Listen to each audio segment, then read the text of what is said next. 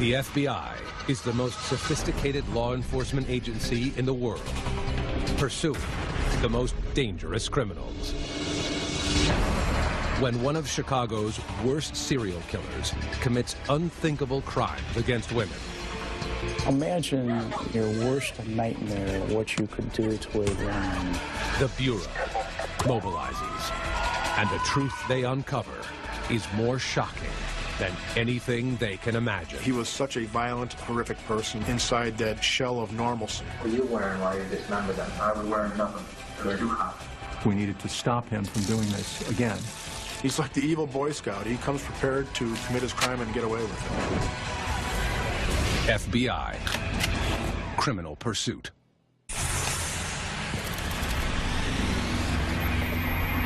July 24th, 1995. In the Chicago suburb of Hanover Park, 45 minutes outside of the city, a police officer visits the home of a distraught man. His nieces, 20-year-old Janetta and 22-year-old Amila Pasenbegovic, have vanished. No one has seen or heard from them in 12 days. Zanetta and Amela just disappeared from the face of the earth. They just disappeared. The Beautiful Sisters had moved to the United States from war-torn Bosnia just 6 months earlier. They were the only two daughters of the Pasenbegovic family. The parents were very concerned because of the war that was going on in Bosnia. Her father and mother basically sent them to live with an uncle in the United States to avoid being attacked. The hard-working girls found jobs in a local factory and moved in with their uncle. It didn't take long for them to feel cramped by his strict rules and old-world ways. After a few months, they pooled their money and got their own place. They had led very sheltered existences in this war-torn country, and they come here and really, for the first time in their lives, were free. So, they were very bubbly, very excited about American culture and going out and making friends, and very trusting. They were pretty much normal young ladies doing as much as they can to be on their own and trying to live the American dream. The girls had been laid off from their factory jobs and filed for unemployment. They were last seen by a friend who dropped them off in a shopping center where they planned to fill out job applications. No one has heard from them since.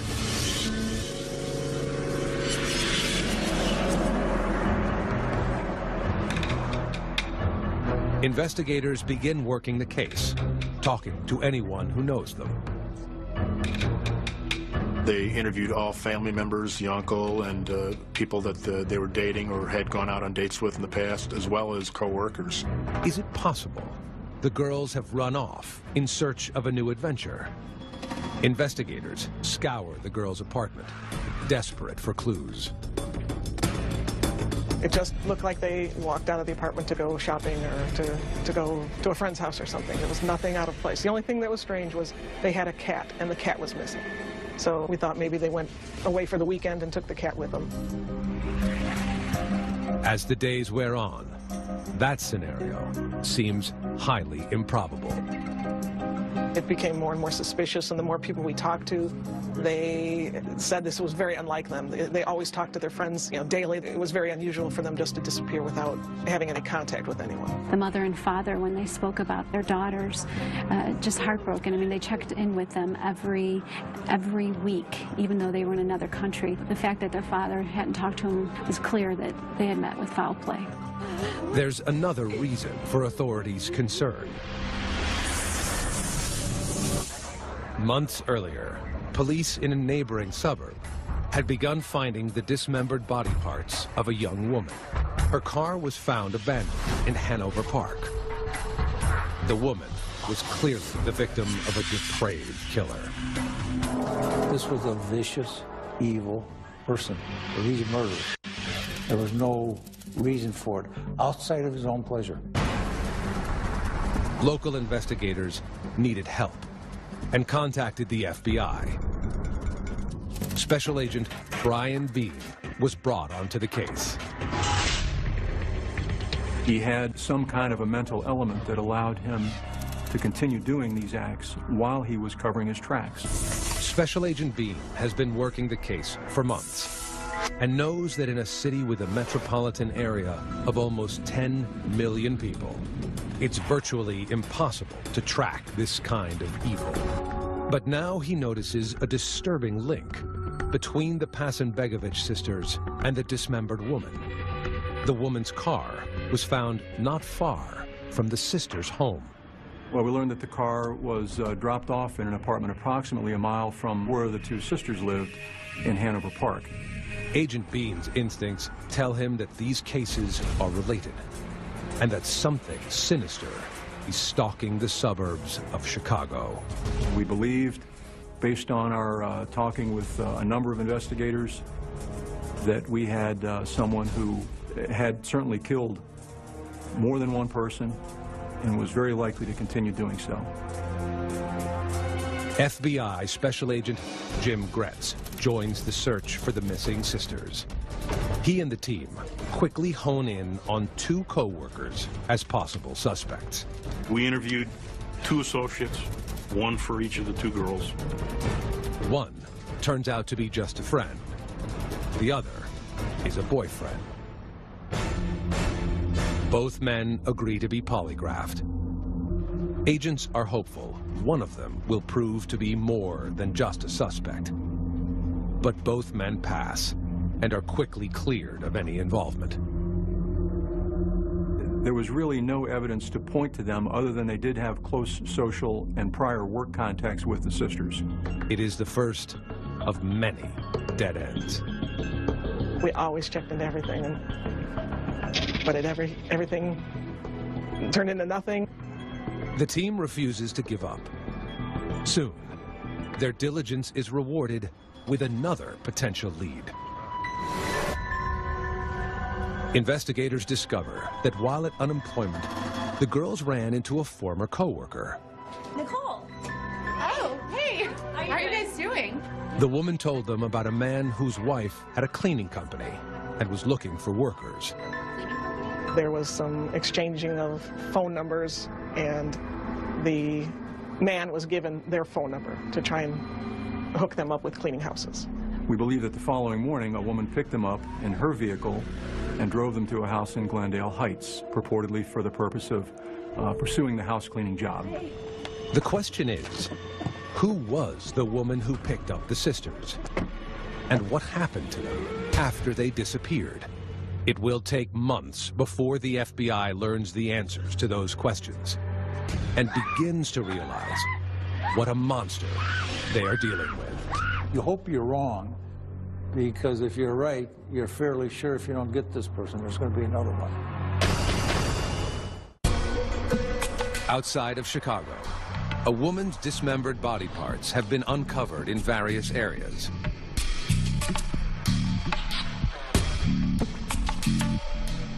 Authorities found her car in Hanover Park, just 1 mile from the apartment of 2 sisters, 20-year-old Janetta and 22-year-old Amila Pasenbegovich, who have vanished without a trace. The FBI and local authorities believe the cases are linked and can't help but fear the worst. By the time that the Pasenbegovich sisters disappear, this is when law enforcement were thinking they've got a serial killer on their hands. Having fled the atrocities of the Bosnian War, the 2 girls had been in the U.S. just 6 months. I actually spoke with their father, and he described how he and his wife walked them to a bus station, and he showed me with his right hand how he waved goodbye to them. He had family here, so their father thought that they'd be safe. Authorities have no leads except for one. The sisters had contacted a house cleaning company for employment. A friend believes that they got in a car with a mysterious blonde woman. They were picked up by someone for the house cleaning job, but no one saw that or knew what happened to them. FBI and local police interview the friend who told the girls about the job. They learn that the cleaning company is owned by a couple Paul and Charlene Runge. Yet when law enforcement tracks down the Runges, they claim to have no such business. My wife used to work for a house cleaning service, but we never started one on our own. And say they never spoke with the Pasenbegovich sisters. I've never heard of them. No, never heard of him. He was kind of a salesman. You know, he was very smooth. His wife used to clean houses, but no, he wasn't. They weren't starting a cleaning company, and didn't know anything about the missing sisters. But law enforcement is suspicious, especially when they learn that Paul Runge is a suspect in the case of the dismembered woman whose car was found near the sisters' apartment. Now, he's also being associated with the sisters' disappearance. When we saw his name, we knew there might be a lot more to this than just a simple couple girls that went off with friends. Still, there's no proof that Runge is involved. Authorities continue to keep him on their radar, but cast a wide net for other suspects.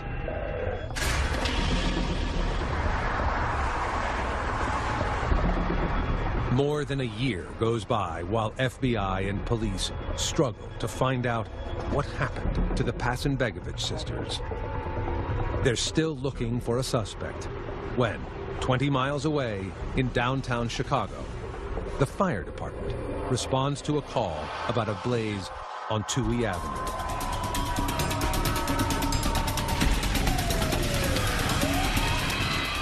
Firefighters enter the home and discover the body of 30-year-old Dorota Giobach, also known as Dorothy. We have a female victim, DOA. Thankfully, Dorothy's 5-year-old daughter was not home at the time and was unharmed. At first, the fire appears to be a random tragedy. The assumption was, based on the original examination of the crime scene, that there was an accidental fire and she had died within that fire. But when the medical examiner releases his report the next day, it reveals something much more gruesome. When the medical examiner came up with a cause of death as suffocation, then we knew that it wasn't an accidental fire. It became an arson. The means of death is particularly violent. Dorothy had been strangled and sexually assaulted. Her clothes had been put back on her to cause people to think that it was not a sexual assault, that it was some sort of accident. After brutally raping and murdering Dorothy, the attacker poured an accelerant on her body and set her on fire. Who is the vicious killer behind this heartless crime? A friend tells investigators that Dorothy, who was trying to sell her house by owner, had an appointment to show the property the day of the murder. That morning, she was chatting on the phone with the friend when the prospective buyer showed up. Just 1 second. Dorothy had started speaking in her native tongue to her so that this English-speaking prospective buyer didn't know what she was saying, and she was telling her friend, he's making me very uncomfortable. He was supposed to come back with his wife, and he's here alone. And the friend had actually said to her on the phone, what should I do? Do you want me to call 911? And she said, no, I'm sure it'll be all right, but do me a favor and call me back in 5 minutes.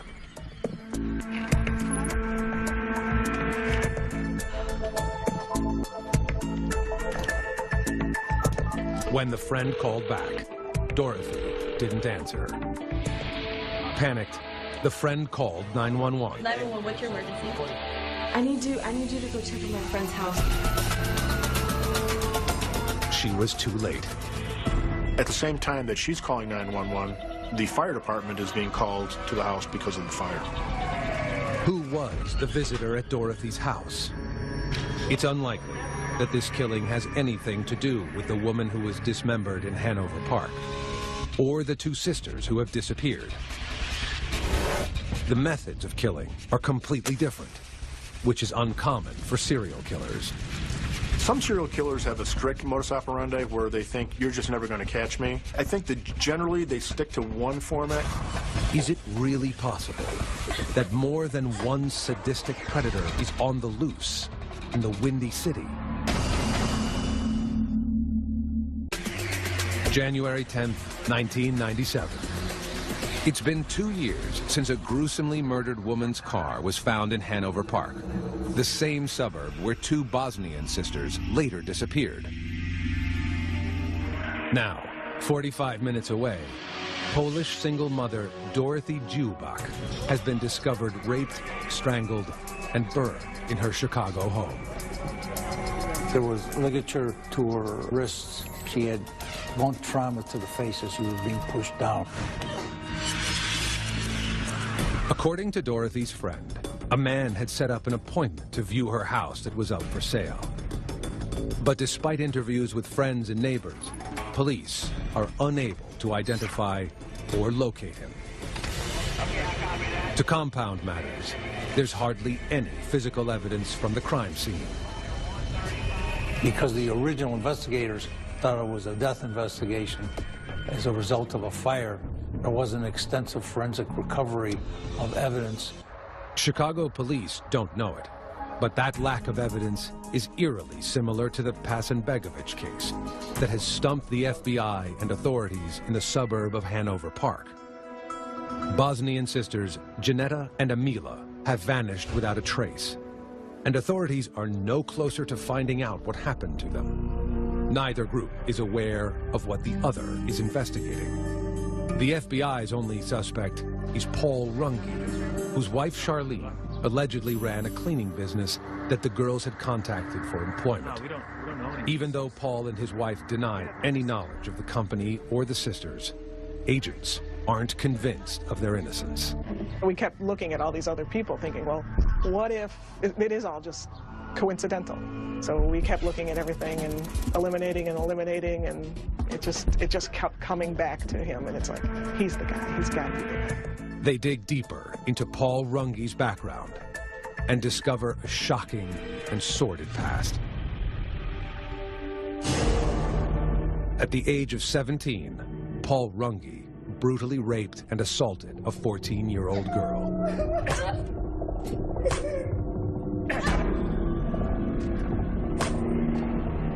Imagine in your worst nightmare what you could do to a woman, tying over chairs, tying over tables, using poker irons on her, just handcuffing her. After endless hours of torture, the girl managed to escape and was rescued by neighbors. Runge served 7 years of a 14-year sentence. He was paroled a year before the Pasenbegovic sisters disappeared. This deeply disturbing information puts the investigative team on high alert. And we start looking at an individual, and you start looking at the background, and you start thinking that an individual is not just a one-time offender. Agents suspect that Runge may have killed not just the Pasenbegovic sisters, but the woman whose car was found in Hanover Park as well. Still, they have absolutely no physical evidence linking Runge to any crime. They search his property, but find little to go on. We had nothing. We found what appeared to be blood in some of the cars, but not enough that we could utilize for DNA.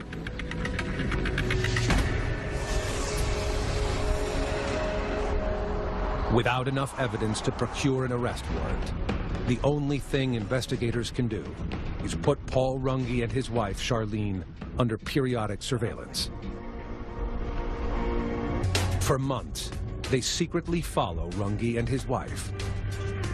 We obviously didn't want him to know what we were doing. We wanted to know what his activities were. We wanted to know how he was, what he was doing. Potentially if there were more victims they were looking for and so forth. But Runge is always one step ahead. He spots the surveillance team and their vehicle in the parking lot where he works. After that, the FBI continues to tail him, but the tables have turned. Runge in charge just absolutely played with him. And at one point in time, she's driving like a bat out of hell from their house. He jumps out of the car at O'Hare Airport, goes flying through the airport with a bag in his hand, and when they grabbed him, they opened up the bag, there was dolls or something in the bag. I mean, he just played them like a fool. He played with the surveillance team when they were watching him. He would He would toy with them. You guys got nothing on me. Have a great day. That was the thing. He thought he was smarter. During the phone conversations, they absolutely said, we know you're listening to us. The surveillance team tries a different tactic. They send in an undercover female agent to the shoe store where Runge works. Brought our #1 sellers. Ooh, they're beautiful. Yeah, they're gonna look good on you. Thank you. You have wonderful taste. Yeah, so do you. They're hoping she can get him to talk. Are you from around here? Yeah. What about you? Hanover Park? But he quickly sees through it. I think someone else should help you. Made her really quick. It was kind of a shock, but I mean, he was, again, playing games with us because he knew that we were on him. Tell your friends outside in the car. I said hi. Despite their intense efforts, authorities cannot nail Paul Runge down. Law enforcement, for the longest period of time, believed he was the guy. They also realized that there was no forensic evidence, there was no admissions, there was no eyewitnesses. So they're incredibly frustrated by the fact that though they felt he was the person who committed these crimes, there was not enough evidence to even cause him to be arrested. Do authorities have the right suspect? If they do, they need to get him off the streets as soon as possible. But if they're wrong, or if there's a second serial killer on the loose, there's no telling who will die next. Get more FBI Criminal Pursuit online at investigationdiscovery.com. In the Chicago suburb of Hanover Park, the FBI's task force is struggling to link its #1 suspect, Paul Runge, to the disappearance of Amila and Janetta Pasenbegovic, who vanished after seeking a cleaning job. We didn't have solid evidence to obtain an arrest warrant, and that's what gets frustrating now, because now he knows that we are absolutely positively on him, that he is a prime suspect, so then it was just a game. Though they've been watching Runge for months, they have nothing concrete tying him to the case. And their surveillance hasn't revealed anything unusual. Is it possible they have the wrong man? February 3rd, 1997. 45 minutes away from Hanover Park, on North Laramie Avenue in Chicago, firefighters extinguish an apartment blaze and discover something dreadful. Lying on a bed are the bodies of 35-year-old single working mother Yolanda Gutierrez and her 10-year-old daughter, Jessica Muniz. It was evident from the scene that both the mother and the daughter were overpowered by one or more people. They were tied with ligature, and their throats were slit, and they were both sexually assaulted. An accelerant was applied to both bodies, and they were set ablaze. It's obvious that the fire was set to cover up the horrific murders of Yolanda and her little girl. Jessica was just a little 5th-grade girl, and she was a little chatterbox, everybody described her as, and she was the apple of her mother's eye. She was a beautiful girl, and she had such a spirit about her. Though there are some similarities between this crime and the murder of Dorothy Jubak just miles away, Chicago police don't believe that the killings are connected. Crime scenes are oftentimes covered up with arson. It's a frequent method of destroying forensic evidence. So although there was that connection, there wasn't anything close, either in victimology or pattern, that we thought they might be connected. Police managed to recover semen from young Jessica. They check it against the DNA of her mother's male friends. Boyfriends or associates. We did extensive buccal swabs of these people, but none of those DNA samples compared to the semen. Chicago detectives are left with DNA, but no suspect. Back in the suburb of Hanover Park, the FBI and their team have a suspect, but no evidence. No, we don't have the results back. We didn't know of the city thing, so we had no way of connecting the two. Even so, the Hanover team is convinced that Paul Runge might be a serial killer. and is involved with the disappearance of Janetta and Emila Pasenbegovic. Investigators continue their surveillance of Runge and his wife, going so far as to pull their garbage. We met with the garbage truck early in the morning. We would pick up the garbage, put it off the side, and we would grab it. Wait for the facts over here. After nearly a year of unproductive surveillance, Detective Colin finally gets a break. We found a telephone number, and the telephone number we found was the girl's telephone number. The girls' names, part of their address, and their phone number are clearly written in Charlene Runge's handwriting. Authorities now have proof that Paul and Charlene Runge are lying about sisters. The note also clearly implicates them in having a house cleaning service. I can tell you, being one of the agents in that room, there was a lot of happiness. Brian Bean let me know, called me up and said, we've got this paper. And it was just like, wow, okay. I flew that piece of paper back to our headquarters in Washington, D.C. I believe it was within 24 or 48 hours. Our main suspect's wife had left a couple of fingerprints on that note. It tied him directly to the disappearance of the two sisters also. But investigators' elation is short-lived. The phone number, you know, great circumstantial evidence, not enough to get an arrest warrant. The piece of paper may not be enough to arrest the Runges, but it is enough to secure a search warrant for their current residence. Investigators are disturbed by what they discover. The search warrant conducted by the FBI revealed a lot of weapons, actually. They also found a small crossbow, as well as a stun gun. We were able to find, you know, what we would classify as combat knives or Rambo knives, or it was a knife that easily could have been used in the commission of cutting up a body. The FBI confiscates the weapons and sends them to their lab for examination, hoping for something that will lock up Runge once and for all. Again, they come up empty-handed.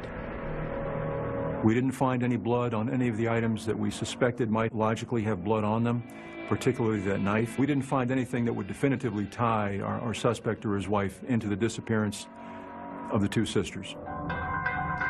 After nearly a year of searches and spot surveillance, agents still cannot arrest Paul Runge. We just never compiled enough evidence, and you need hardcore evidence. They decide to go after the one person they believe can give them Paul Runge, his wife. We made extensive efforts at trying to gain the cooperation of Charlene. Yet even while the FBI is trying to crack Charlene, the murders in the city of Chicago continue.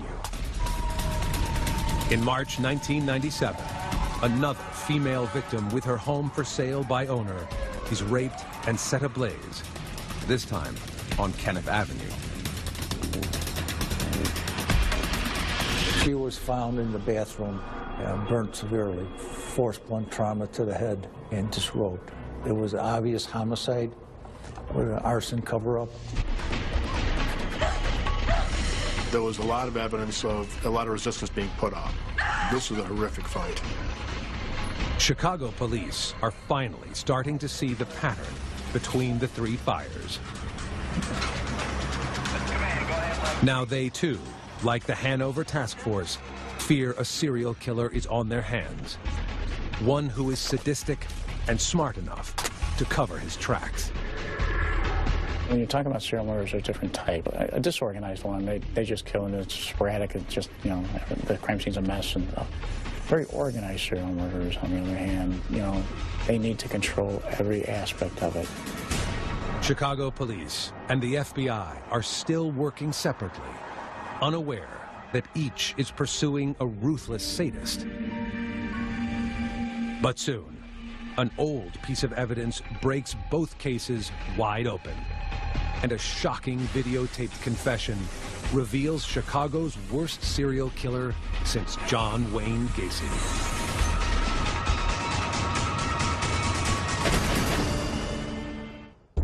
May 1997. Police in the city of Chicago fear they have a serial killer on their hands. While in the suburbs, the FBI is trying desperately to connect Paul Runge to the disappearance of the Pasenbegovich sisters, who have been missing for almost 2 years. When you're looking at a crime or crimes dealing with the ugliness in life, and you know who did it, it is extremely frustrating not to be able to put those last few things together. Authorities are certain Runge needs to be locked up. But without enough physical evidence for an arrest warrant, their hands are tied.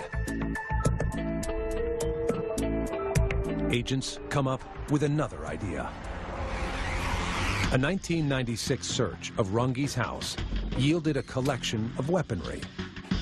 Investigators hope their findings will be considered a violation of Runge's parole for the 1987 assault of a 14-year-old girl. I personally contacted his parole agent and presented information about our findings, particularly about the weapons, to the Prisoner Review Board. It works. Agents arrest Runge and get him off the streets. With Runge temporarily behind bars, investigators turn their attention to the woman they consider their best bet, Paul's wife, Charlene. When we found the note in the trash bearing her fingerprints, that implicated her directly, and she and her attorney, shortly after that, advised us that she was going to begin cooperating. Charlene agrees to talk in exchange for immunity. What she reveals is horrifying. Charlene confirms that after the Pasenbegovich sisters contacted them for a cleaning job, she picked them up and drove them to her home. While the girls entered the house, she stood outside and smoked a cigarette. The two sisters thought they were going to clean his Glendale Heights home and found out very quickly that that wasn't the game plan at all. After a few minutes, one of the two sisters came running out of the front of that house, screaming. And Paul caught up with her, grabbed her around the hair of the head, and basically dragged her back towards the house. She continued to struggle and continued to scream. And Paul slammed her head against the front step of the house several times, and she eventually stopped screaming and stopped struggling. Paul took her back inside the house. Charlene tells Special Agent Bean that she quickly left and returned that evening to a gruesome sight. She saw a number of dark vinyl trash bags in the lower level of that house, and she strongly suspected that Paul had dismembered the bodies. And later, he disposed of them in various dumpsters in the surrounding area. Charlene's confession is a game changer. Okay.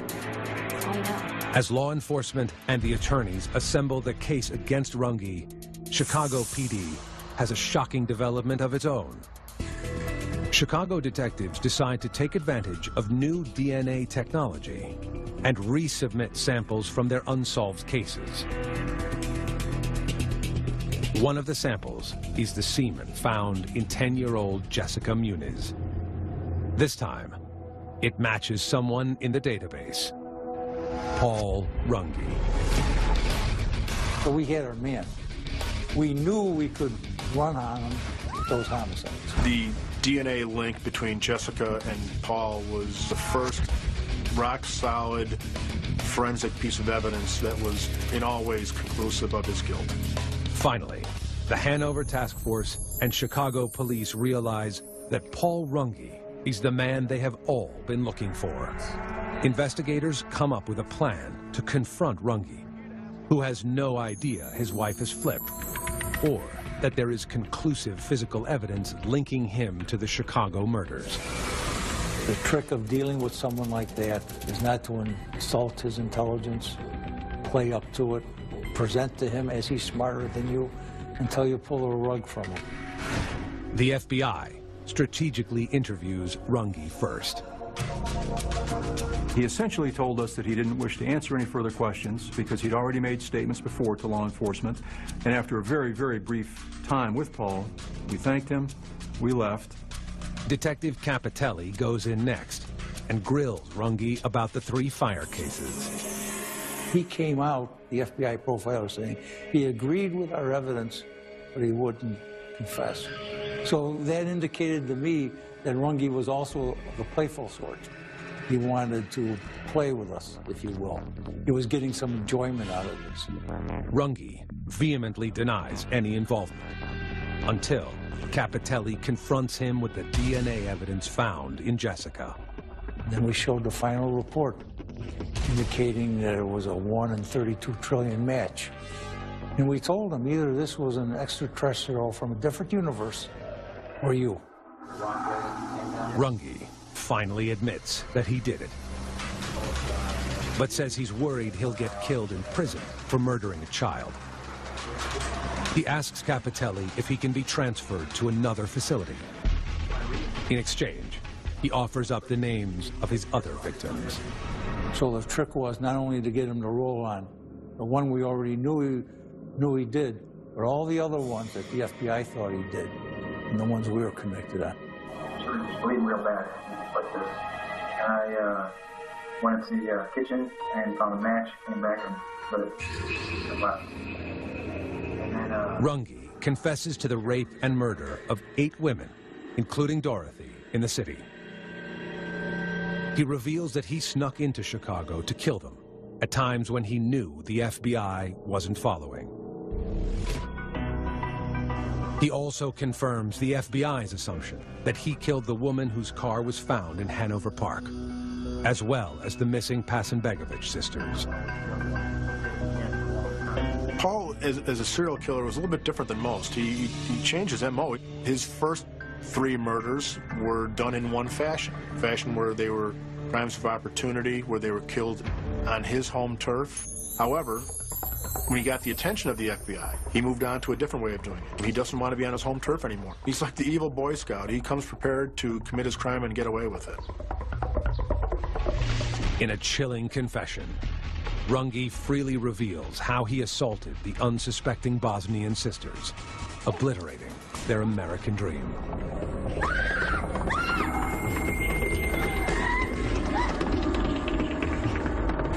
He raped the one girl in front of the other as he was strapped down to his workout table, and then brought that woman up to the bathroom.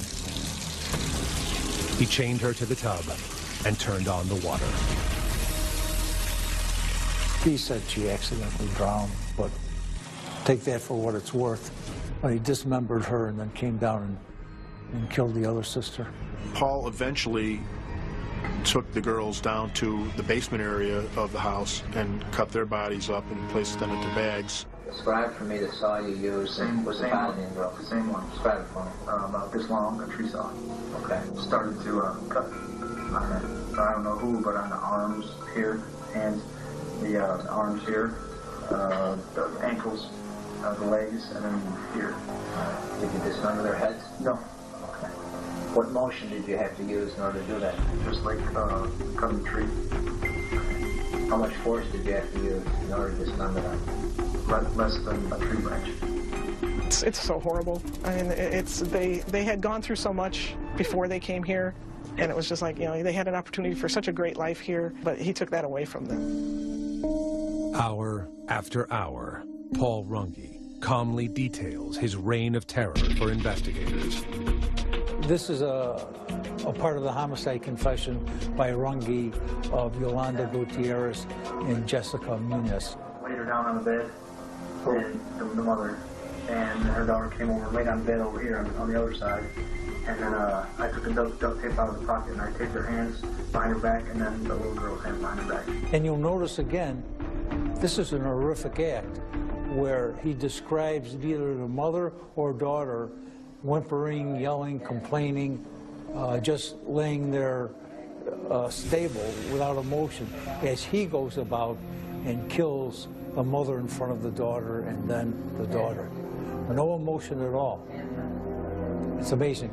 Now here he's showing exactly how he cut the throats of the mother and the daughter, placing his hand on the back and then slitting the throat.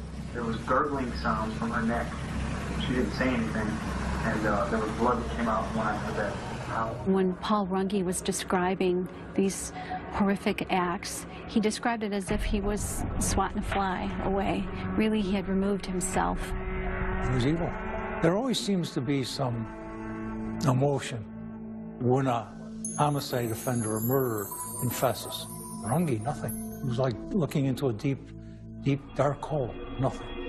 In 2006, Runge is convicted of the murders of Yolanda Gutierrez and her daughter, Jessica Muniz. He is sentenced to death. 5 years later, the state of Illinois abolishes the death penalty. Runge's sentence is commuted to life without parole. For the FBI and investigators, Paul Runge is in a class all his own. I would say Paul Runge is one of the worst sexual predators that has been around.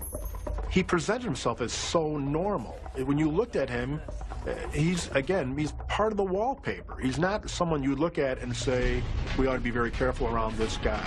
So what amazed me was he was such a violent, horrific person inside that shell of normalcy. There's no doubt in my mind, based on what happened, this individual may have gone beyond being evil.